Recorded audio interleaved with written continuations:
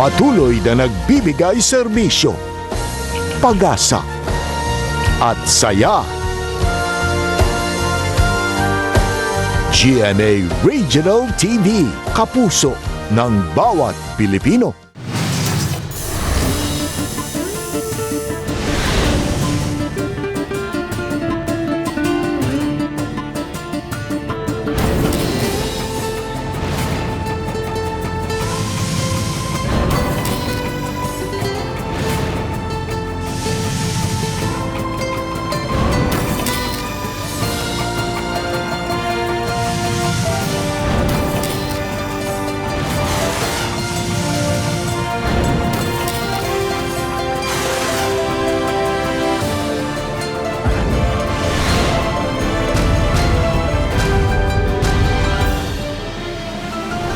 Ang GMA Regional TV Balitang Bisdak.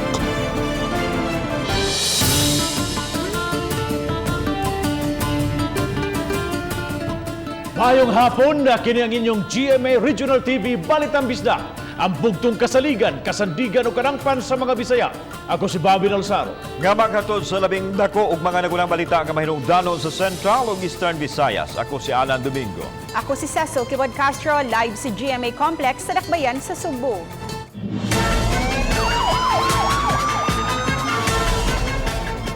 Leader sa tulo ka mga pugante sa Mabolo Police Station nga may iskapo kay nagkadlaw na patay sa kapulisan atol sa manhunt operation. Giisip ang napatay nga banggiitang kriminal nga nalambigit sa pagpatay, illegal drugs ug sa pagpanulis. Nadakpa ng usa ka pugante ug padayon pang gipangita ang ikatulo. Aniya ang report. Nagbuyod nga wa nay kinabuhi si Roberto Cado Ludong dito sa San Vicente, Barangay Luz, niining Dakbayan sa Sugbo. Giingong misukol siya sa kapulisan atol sa manhunt operation. Human sila may puga sa detention facility sa Mabulo Police Station. Tungod ini napugos og pusil ang kapulisan kang Ludong kinsa gihulagway nga banggiitang kriminal human malambigit sa pagpanulis ug pagpatay og sa illegal nga dugas. I commend the efforts of Police Station 4 under Major Dindo Alaras for the immediate recapture and recovery of those three escapees.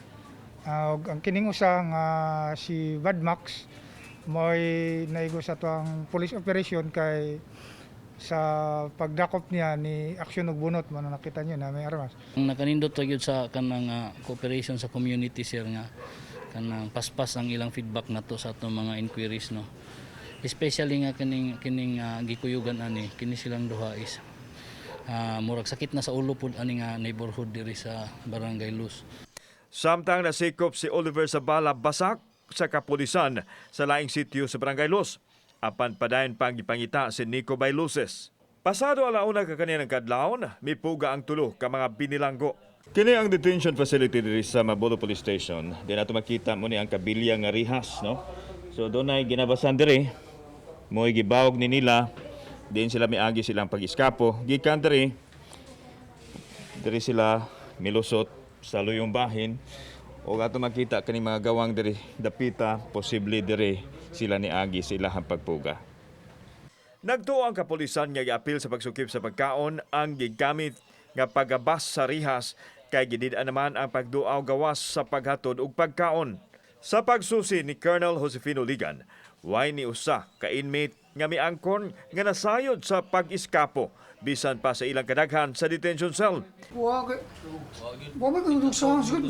Pasanani sa panapton diri butang diri. Pansak na dia t-shirt bayang dia na dia.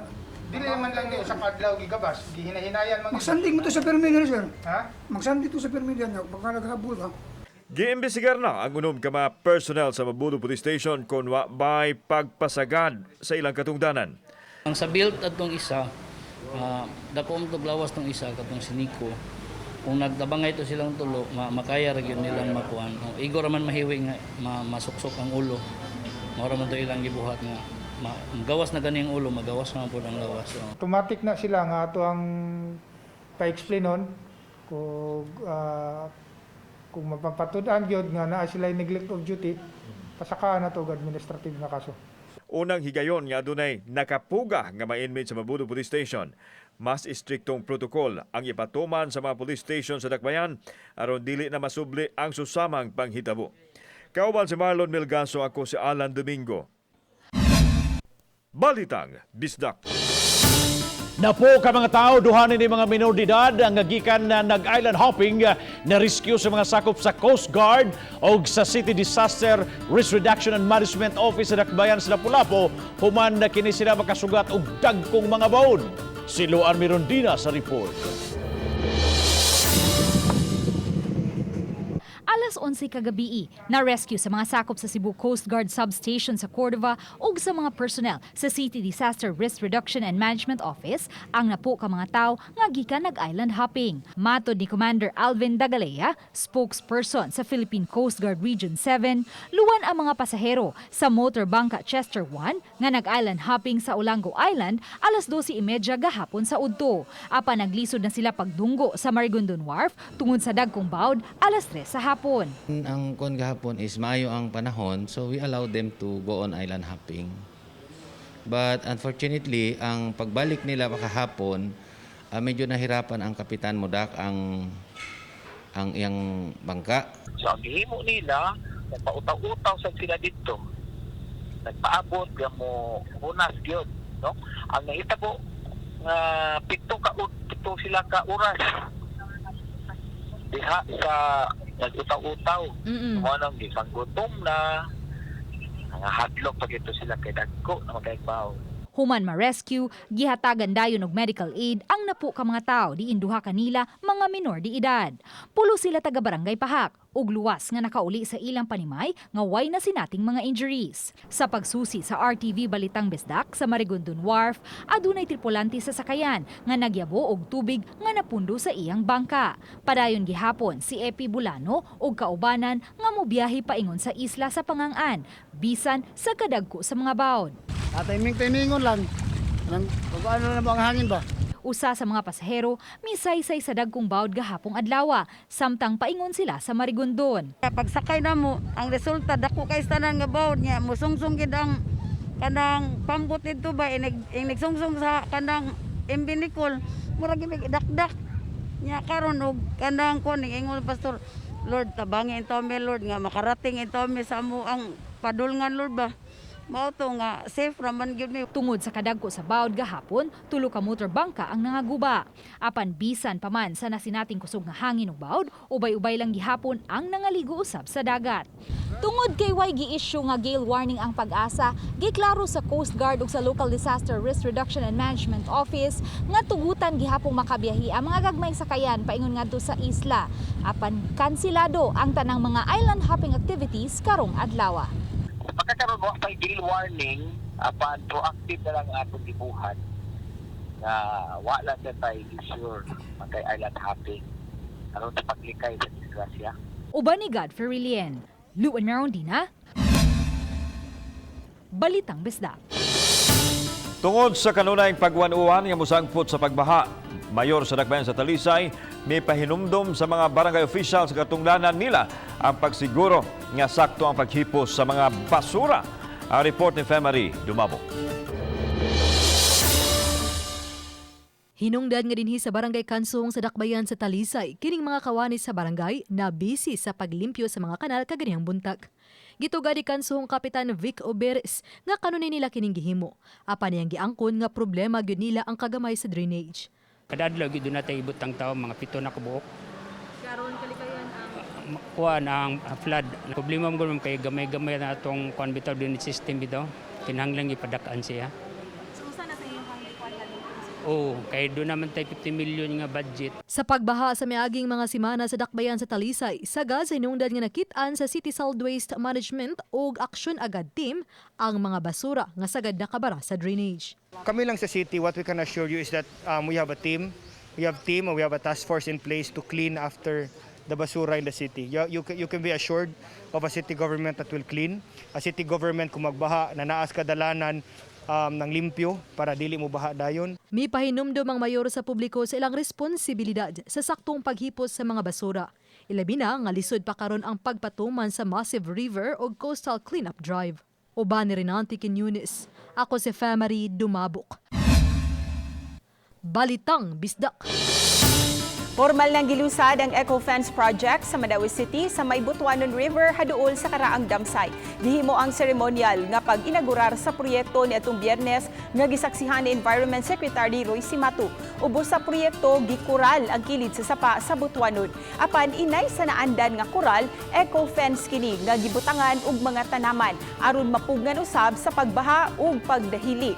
Gitamnan og kawayan ang dapit. Ang rehabilitation sa kasapaan gihimo sa City Government inabagan sa DENR ug pribadong partners. Gidaig ni Cimatu ang proyekto nga nakatabang kaayo sa pagproteher sa kalikupan. Si Mayor Jonas Cortez nagpasalamat sa Environment Secretary sa pag-abag sa Mandaue City dili lang sa environmental projects kundi lakip na usab sa COVID response. And more sustainable spaces for our country and our citizens.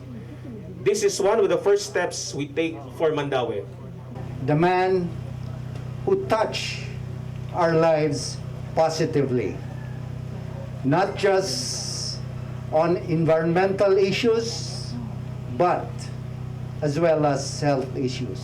That is really our concern of the Department of Environment and Natural Resources.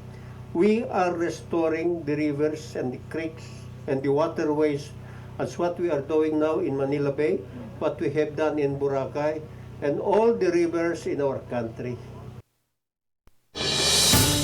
Sa silingang lalawigan sa Negros sa Oriental, sa 60 anyos na kanas, human kini gianod sa dakong nga baha sa suba sa Kanaway, lungsod sa Siaton, gahapon sa hapon. Matod sa Local Disaster Risk Reduction Office sa Siaton, misuway og galabang sa suba si Diosdada Pagon aron unta mo paulit ang Pinoyanan. Apan gianod hinuon siya sa kusog sa bulog sa tubig. Gisuwayan siya pagluwas siyang anak ang maong inahan apan natabunan kini sa dakong troso o mga sagbot hangtod nga nakanaw sa ilang pananaw. Samtang girescue ang 12 ka mga lumulupyo sa barangay Caranoche o sa barangay Poblasyon tungod sa pagsaka sa tubig nga misud sa ilang mga kabalayan. Samtang o kasamtangan silang gipahimutang sa covered court sa lungsod. Laing mga pamilya sa Sitio Daro o sa barangay Nagwal ang sa Basay, apektado human malunupi ang ilang mga panimay. Kasamtangan silang gipahiluna sa Barangay Evacuation Center. Samtang dili usab magian ang daan sa Sitio Balastro sa Barangay Kalamtukan sa Bayawan City.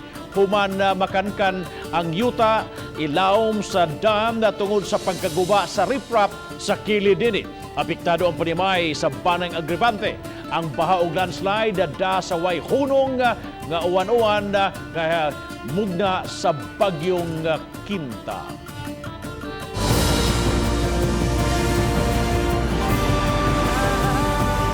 Kini ang GMA Regional TV Balitang Bisdak.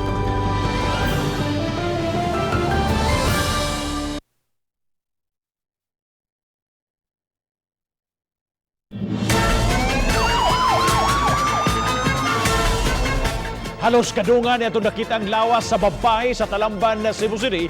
Ano na sa'y pipila ka mga body parts nga nabangalan sa Mandaue City. Gitanaw pa kini kung kabahin ba sila sa patayang lawas nga nabangalan usab. Ang report ni Nico Serino. Biyernes unang nabangalan sa kadagatan sa Luok, Mandaue City ang putol nga kamot. Samtang pagkasabado, laing body part ang nabangalan nga nag-utaw-utaw sab sa kadagatan. Nasuta nga putol nga parte sab kini sa tiil sa tao. Gisibot pa kini sa nakakita aron mahipos. Duda sa kapulisan iya sa babay ang maong patayng lawas gumikan sa nail polish sa tudlo sa tiil. Babay gila siya. Ang tagiya ana. Muna nag-coordinate mi sa taga Talamban katong ilang nakitaan. Gidala na ang nakitaan nga body parts sa funeraria sa Cebu City. Kini aron masusi, lakip sab sa napalgan nga patayng lawas sa usa ka babay sa sapa sa barangay Talamban kung gikan ra ba sa usa ka biktima. Gipaabot pa nga masusi kini sa medical legal officer. So angat to among gitapok kay para i-process to sa taga Suko. Nag-request mig DNA para ambot nga parts of body ma-determine. Matod sa kapulisan, posibleng naanod ra sa sapa paingon sa Mactan Channel ang nakitaan nga kamot og tiil. Uban ni June Solon, Nico Sereno, Balitang Bisdak. Aduna na lead nga gisubay ang kapulisan sa napalgang putol nga lawas sa babae sa Barangay Talamban, Dakbayan sa Sugbo. Crime of passion ang usa sa anggulo nga gitan-aw nga motibo sa krimen. Ano ang report? Wa pa mo detalye ang kapulisan sa lead nga ilang gisubay karon sa nakaplagang party sa lawas sa usa ka babae sa sapa sa Barangay Talamban. Sanglit nagpadayon pa ang ilang pakisusi, ilabi na sa mibuhat nini. Apan posibleng crime of passion ang nahitabo tungod sa pamaagi sa paghimo sa krimen ug babae pa gyud ang biktima. Initial assessment sa atong investigador ani mahulog ni siya sa crime of passion. Kay kung ikaw mo mawad-an na sa imuhang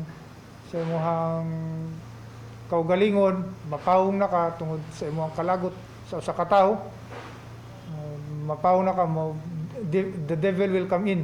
Samtang gibutyag ni Police Colonel Josefino Ligan ang direktor sa Cebu City Police Office nga dakong posibilidad nga kabahin sa lawa sa biktima ang putol nga tiil nga nakaplagan human na anod sa dagat dito sa Luok, Mandawi City.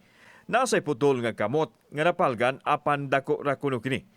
Tinguha sa kapulisan nga mapaubos sa DNA examination ang mga body parts apan gikinahanglan nga adunay pamilya nga mopatim-aw alang sa matching. Dalikyat sa pagpanawagan sa katong mga kabanay nga namisingan og kauban sa balay, kung inyuha man ganining kabanay palihog tag duol sa kapulisan para pod matigayon nato, masigo nato ang investigasyon. Niadtong Sabado napalgan ang putol nga lawas sa sapa sa Barangay Talamban. Nagtuo ang kapulisan nga gipaanod sa sapa ang chap-chap nga lawas sa babay. Kauban si Marlon Melgaso, ako si Alan Domingo. Balitang Bisdak. Duha ka mga tripulante sa usa ka tugboat nahiagom og second-degree burn human masunog ang engine room sa Super Shuttle 3. Si Luan Mirundina sa report. Padayon karong nagpaalim sa tambalanan ang chief engineer nga si Juanito Godinez ug ang oiler nga si Joseph Abraham human pulos mahiagom og second-degree burn. Alas 3:30 ganihang kadlawon nakadawat og distress call ang Coast Guard Central Cebu nga nasunog ang tugboat Super Shuttle 3. Sa pasiunang pakisusi sa Coast Guard, gikan sa One Wharf ang naasoy tugboat ug dihang naabot na kini sa Michelle Island, kalit lang nasunog ang engine room niini. Giswayan nila kini pagpaong apan padayong midako ang kayo. Pinagi sa abag sa Coast Guard, hingpit nga napaong ang kayo alas 5:05 na kaganihang buntag. Ang tugboat nga adunay 192 gross tonnage, may 5 ka mga tripulante. We are still conducting investigation kasi we do not know yet the cause of the fire incident. So, ang tanan man mga crew is, safe naman sila tanan. We able to render the medical assistance upon disembarkation. Sa pagkakutlo ning balita, wala pa makuhai og habig ang kapitan sa tugboat ug gipaabot pa usab kining mosumiter sa iyang marine protest. Uban ni Godfrey Relien, Luan Mirondina, Balitang Bisdak.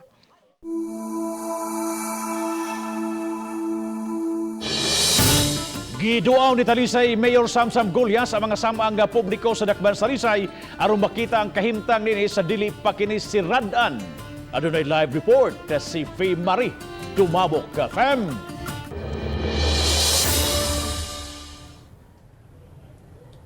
Bab sa pagsusi ni Mayor Samsam Gulyas ug kaubanan sa pampublikong mga samang diha sa Dakbayan sa Talisay, nakita nga ni dagsa na ang mga manuaway. Hinon ginulagway kaninila nga manageable ra. Tulo ka adlaw gikan karon sirada na mga samang hinungdan nga gipalantawan ang pagdagsa sa mga muduaw. Apan dili ra tak-opan ang kadalanan at tubangan sa mga samang. Gawas sa higpit nga pagpatuman sa health protocol, gisiguro sab ang seguridad sa mga muduaw sa sementeryo. How are the protocols being implemented? Kay nahibaw man ta nakaroon 29 kutob 4 sa national directive na sirado man tanan. So we want to ensure that now people will go to visit their loved ones. Mandi lang na to wato ng kinalasang adlaw sa 28. Sirado lami sa daan at tubangan sa sementeryo kung gikinahanglan na og mudaghan ang atong mga kaigsuonan i-implement ang plan B mao kining pagsirado sa mga daan o pag-divert sa mga sakyanan. Pero ang plan A kung manageable lang ang sitwasyon, abli ang daan pero naa ang atong mga enforcer. Gipahimutang na usab ang mga police assistance desk sa entrance sa mga samang. The design is to make sure that police presence is 24/7. But of course, along the way, if we see it fit that we can withdraw forces, because as we have observed in the past days, gamay ra ang mga tao nang ngari.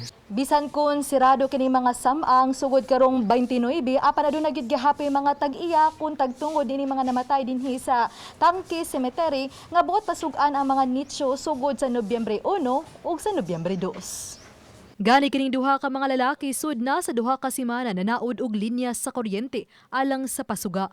Sa Tangke Cemetery lang kapina sa 500 sa mga nagpasuga. Pasuga, ilalang pasuga ng ilang kuan, ilang nitso. Para na di man sila kasod dire. Mataglag sultar sa ilang kuan, ginikanan nagilubong na dire. Wahino namintuhi ang presyo nga nagpabilin lang sa 280 pesos matag adlaw ang bayad sa pagpasuga. Apan, sa Nobyembre 1 ug 2 lang. Sagad sa mga miduaw karong adlaw ng limpyo ug namintal gawas sa paghalad og mga pag-ampo.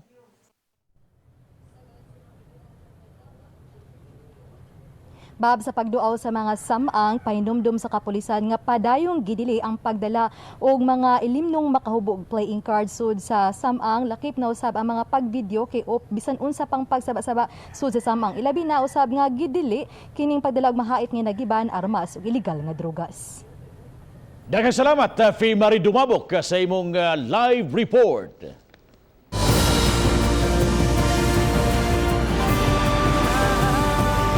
Kini ang GMA Regional TV Balitang Disda.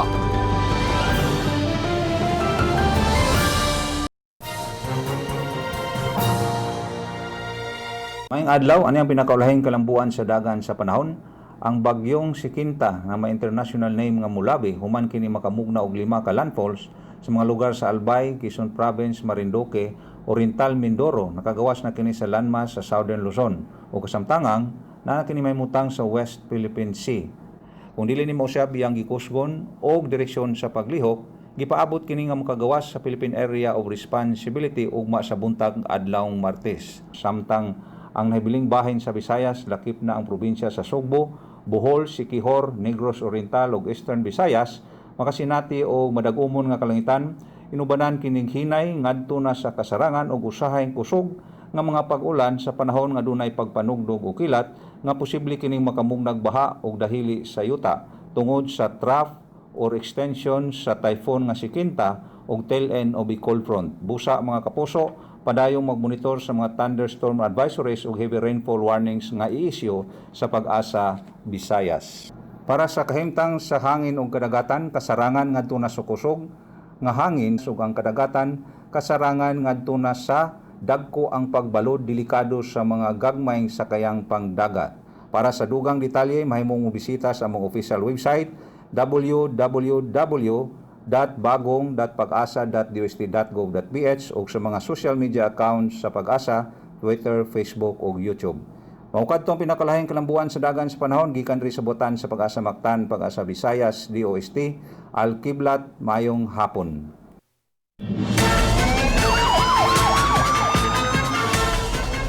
Siyam ka mga tao ang naangol sa panagpangga sa series bus ug sa usa ka ambulansya sa pribadong tambalanan kagahapon na sa hapon.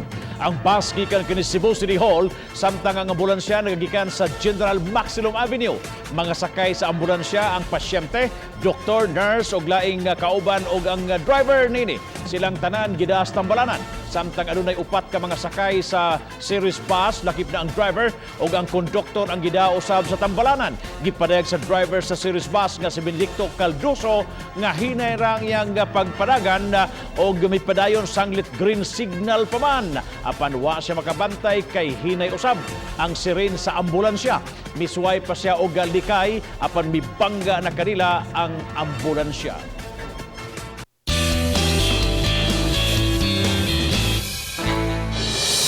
Gipasidunggan sa Mandawi City Hall ang traffic enforcer nga nakapunit og ubay-ubay nga mga checking nga mibalor tanan og kapin 1 milyon ka pesos. Ang report ni Nico Sereno. Giila ni Mayor Jonas Cortez ang matinud-anon nga sakop sa Traffic Enforcement Agency of Mandawi. Gipasidunggan si Jose Ferraniel Jr. 54 anyos. Niadtong miaging semana nakapunit si Ferraniel og mga tseke nga natagak gikan sa usa ka rider og motorsiklo. Ang 14 ka mga tseke nga iya sa usa ka negosyante mubalor tanan og 1.1 million pesos. Kadaghanan niini pay to cash o mamahimo ra nga mapa-encash dayon sa nakahupot niini. Abli daw ang kuan bag nya kusog ang iyang dagan. Taga ko kay bawo siguro pagka ko na. May gani ka diha po na tungnan ng motor. Kapag siguro sa bangko.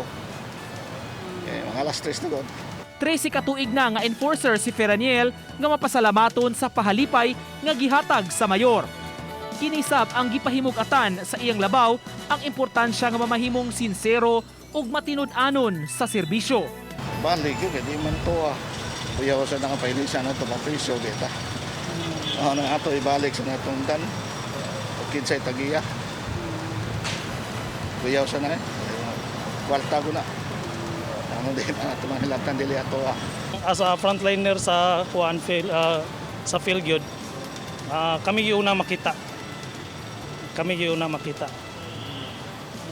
Salamat sa Guni Ferraniel sa iyang kabutan.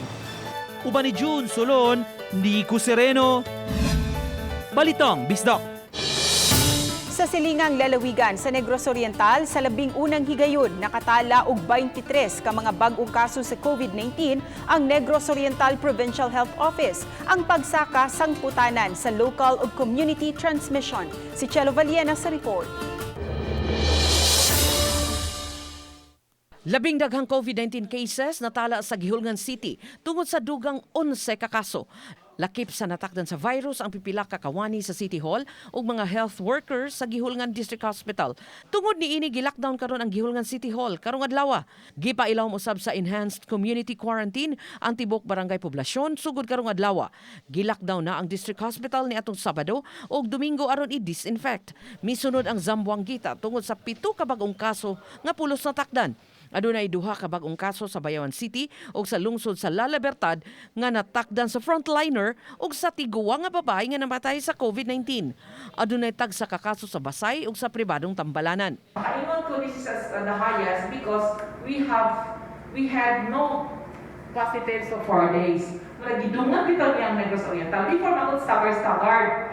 But this time gidungan magod niya. But gigulpi man pero kung staggered pa ni dili na minani kadaghanan. Tungod sa 23 ka bag-ong mga kaso, misaka na sa 249 ang kinatibuk ang kaso sa COVID-19 sa Negros Oriental. Lakip na ang 189 nga naayo na ug sa unom nga nakalas. Sa pagkakaron adunay 54 ka active cases sa lalawigan sa Negros Oriental. Chelo Valiena, Balitang Bisdak.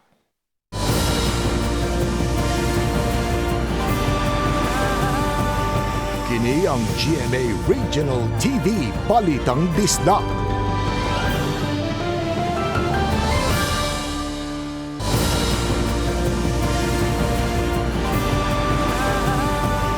Kini ang GMA Regional TV Balitang Bisdak.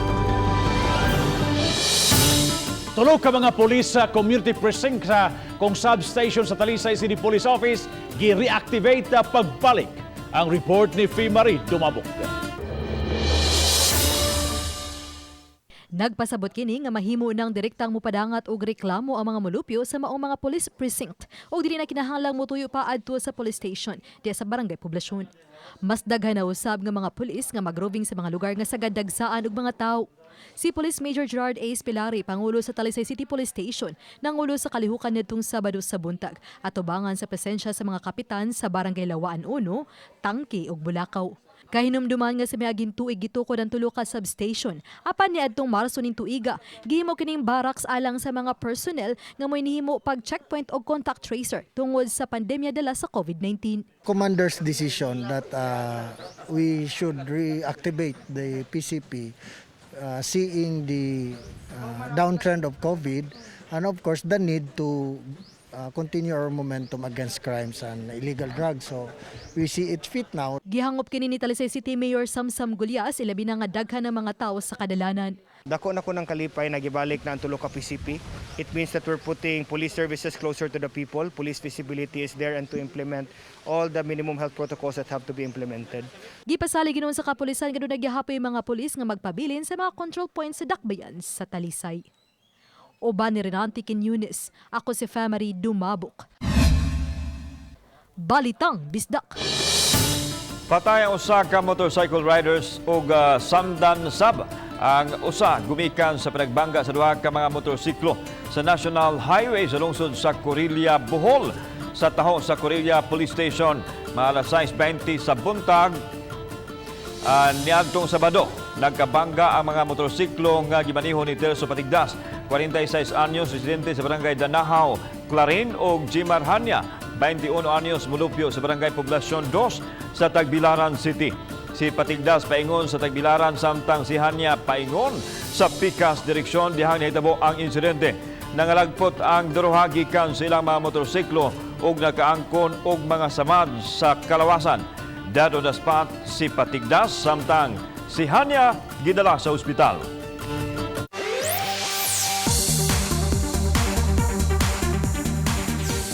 Miss Iloilo gikoronahang Miss Universe Philippines 2020 samtang representante sa Bohol nag-trending. Aniya ang report.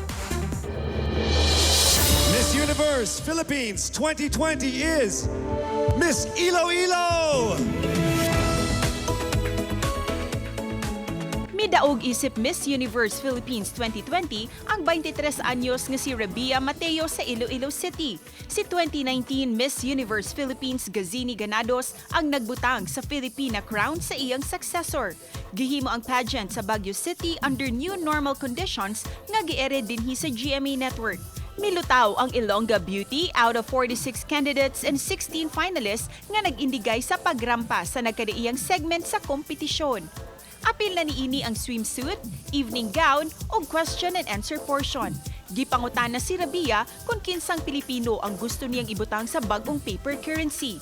Iyang gipili ang fellow Ilongga, ang mitaliwan ng senador nga si Miriam Defensor Santiago. I want to help my community. I want to use my strength to make an impact. And that is the essence of beauty pageant. Sa Q&A, gipangutana ang 5 ka mga finalists kung unsa ka importante sa pageant karong adunay krisis.